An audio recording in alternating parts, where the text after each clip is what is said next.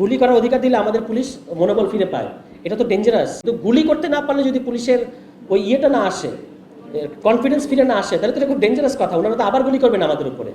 এখন জনপ্রশাসন, শুধু প্রশাসন নিয়ে আমরা কথা বলছি, সংবিধান সংস্কার নিয়ে। জনপ্রশাসন এবং পুলিশ যদি ঠিক না হয়, কোনো সংস্কার কাজ করবে না। জনপ্রশাসনের ক্ষেত্রে আমি আপনাদেরকে বলি যে যেগুলো প্রায়োরিটি দেওয়া হয়েছিল, ওই প্রায়োরিটিগুলোর মধ্যে সবচেয়ে কম গুরুত্বপূর্ণ ফিলিং স্টেশনগুলোতে পাবলিক টয়লেট করতে হবে, এটাকে ওনারা সবচেয়ে গুরুত্ব দিয়ে বাস্তবায়ন করছেন। এই হলো জনপ্রশাসনের অবস্থা। মানে কিভাবে নিয়োগটা হবে, তাদের পারফরমেন্স কিভাবে আপনি ইভ্যালুয়েট করবেন, সরকারি কর্মকর্তাদের, রাষ্ট্রীয় কর্মকর্তাদের। এখন যেমন ধরেন ওই যে পারফরমেন্স ইভ্যালুয়েশনটা হচ্ছে আপনার ঊর্ধ্বতন যিনি, তাকে খুশি করতে পারলে স্যার 98 দিয়ে দেন, তো দিয়ে দেয়। কিন্তু ওই যে আপনি জনগণকে কতটুকু সেবা দিতে পারলেন, তার ভিত্তিতে যে আপনাকে ইভ্যালুয়েট করা হবে এবং এটা যে প্রমোশনে কাজ করবে, এইটা কিন্তু হচ্ছে না। এইগুলো ছিল গুরুত্বপূর্ণ। যে এই যে আমাদের ডিসি এসপিরা বা ডিসি ইউএনও, ওনারা যে রাজনৈতিক দলগুলোর কাছে এক ধরনের জিম্মি হয়ে থাকেন, এটা থেকে তাকে মুক্ত করতে হবে, তাকে রাষ্ট্রীয় কর্মকর্তা বানাতে হবে। সে এখন একটা সরকারি দলের কর্মকর্তার মতো কাজ করতে বাধ্য হয়।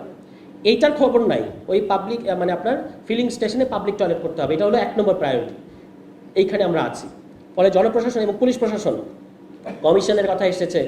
শ্রীলঙ্কায় যে কথা আমরা বারবার বলেছি, নাগরিক কোয়ালিশনের মতো সিভিল সোসাইটি প্ল্যাটফর্ম থেকে বলা হয়েছে যে শ্রীলঙ্কায় কেন এত দ্রুত পুলিশ রিস্টোর করা গেল গণ অভ্যুত্থানের পরে, কারণ ওদের একটা স্বাধীন পুলিশ কমিশন ছিল। আর আমাদের দেশে আমরা এখনো পর্যন্ত যে পুলিশের নাকি মনোবল নাই, পুলিশের মনোবল ভেঙে গেছে। তো একটা জায়গায় কোথায় যেন দেখলাম যে পুলিশ মনোবল ফিরে পেয়েছে, কারণ গুলি করার অধিকার দেওয়া হয়েছে। তো গুলি করার অধিকার দিলে আমাদের পুলিশ মনোবল ফিরে পায়, এটা তো ডেঞ্জারাস। এবং ওই যে একজন সম্ভবত এএসআই পদমর্যাদার সচিবালয়ের সামনে কিভাবে ডিসপার্স করেছিলেন একটা জমায়েতকে এবং তাকে পুরস্কৃত করা হয়েছিল। তো পুলিশকে এই ট্রেনিংগুলো দেন।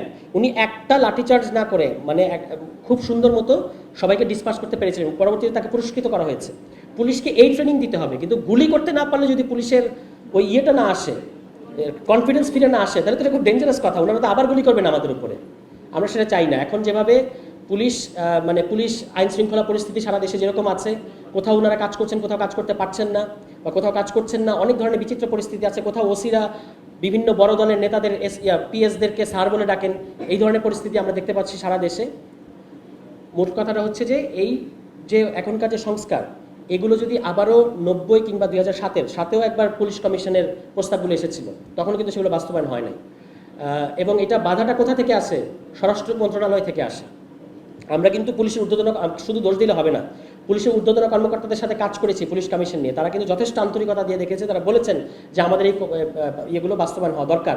জনপ্রশাসনের লোকেরাও কিন্তু চান যে আমরা একটা প্রফেশনাল রাষ্ট্রীয় কর্মকর্তার মতো কাজ করতে চাই, আমাদেরকে অন্য দলের হুকুম পালন করতে হবে, এটা আমরা চাই না।